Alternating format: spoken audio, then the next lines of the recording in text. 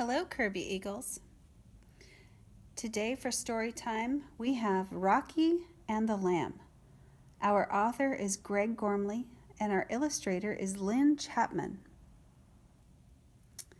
You see our character here, Rocky. He's not a very nice wolf. As a matter of fact, you might even call him a bully. Our little lamb has a lesson for Rocky today. Let's see what happens in Rocky and the Lamb.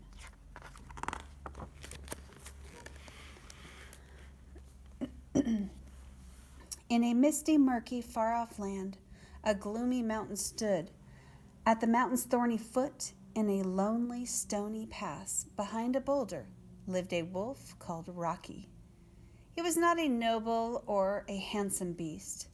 Mean and cowardly as a dog at bath time, Rocky was a horrible bully. Do you see what he did? He picked up a rock and threw it at that little bird. Rocky is not showing respect. As travelers trudged through the pass, Rocky would steal their valuables or even their non-valuables. Indeed, Rocky would steal anything at all. If he met a small animal carrying something nice, he would say, "Hey, Shorty, hand it over," in a most menacing way possible. But if a large creature traveled by, no matter how tempting their belongings looked, the wolf would hide behind his rock and let them pass. So Rocky only picks on little animals.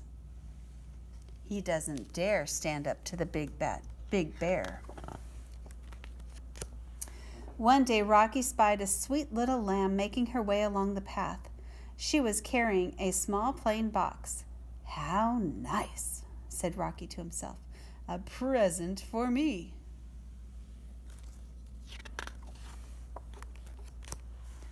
As the lamb drew closer, the wolf sprang out. "Hey, Marshmallow Face, what's in the box?" "A splendid crown for the king's birthday," said the lamb, who was polite and shy, but not at all afraid. "It is guarded by the scariest, hairiest monster you could possibly imagine." "Oh, well, the palace is that way," lied Rocky, pointing to a little mountain path. "I'll find a way to get that splendid crown," he thought. Is he showing Lamb the right direction to go? I don't think so, because here's signs that say palace that way. The path wound upward and up again, toward the very peak of the mountain. Delicately, the lamb tiptoed in and out of the scraping thorn bushes that covered the mountainside. "Ow, ouch!" cried Rocky as he tried to follow. Next, the lamb skipped in and out of the crashing, bashing rocks. Bink, bonk, donk, bounced the rocks and stones off poor Rocky's head. Is Rocky getting punished a little bit for telling a story and lying to Lamb? His tricks are not working. Finally, the lamb stepped lightly over deep mounds of snow. "Brrr," shivered Rocky as he landed in the middle of a snowbank right up to his neck. Meanwhile, the lamb had reached the top of the mountain and the end of the path. Finding no palace, she shrugged her shoulders and sat down. Carefully, she opened the magic box and took out her lunch of fresh bread, a juicy green apple, and a jug of creamy milk to drink.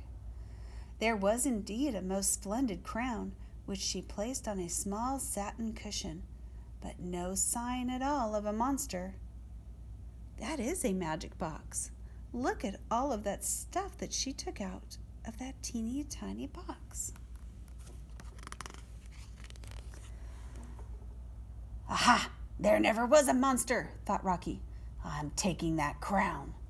But by the time he'd struggled free of the snow, the lamb had already set off on her way again. The lamb walked softly over the freezing snow. Rocky waited after her, sputtering and shuddering. He was so cold and wet. with a hop, skip, and a dainty pirouette. The lamb passed each falling rock untouched, but every lump seemed to clobber Rocky no matter how he dodged and weaved. Between those terrible thorns, the lamb slipped completely unscathed, but every single spike seemed to catch and tear at Rocky until he was so tender that he yelped. But the lamb didn't hear a thing, and she just skipped merrily along. At last, Rocky caught up with the lamb.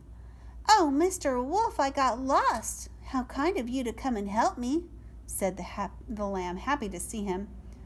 "I'll help you in a minute. Now give me that box," growled the wolf. Rocky snatched the box and lifted the lid. "Mr. Wolf, wait," began the lamb, but it was too late. What's going to happen to our bully, Rocky? Out of the box flew the scariest, hairiest monster you could possibly imagine. Is that somebody Rocky would normally pick on? I don't think so. The monster chased Rocky through the scratching, scraping thorns. Ow! The monster chased Rocky through the crashing, bashing rocks. Dunk! The monster chased Rocky through the freezing deep snow. Brrr! The monster chased Rocky up and down and around the mountains for miles and miles.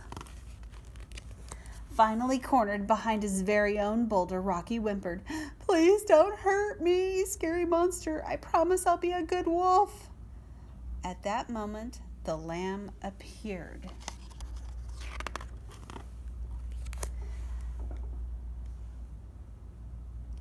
"I'm so sorry," she said to Rocky.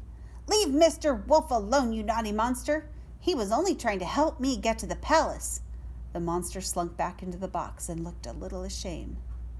Was Rocky really trying to help her? Having apologized again and thanking Rocky for his kindness, the lamb continued on to the palace, where she told everyone about the nice Mr. Wolf. As for Rocky, he was so sorry for his wickedness and bulliness, not to mention his bruises, that he kept his promise and became a good wolf. So many of the creatures who had talked to the lamb asked for his help when passing through the mountains that Rocky became a famous mountain guide and never robbed anyone ever again. The end. Rocky and the Lamb.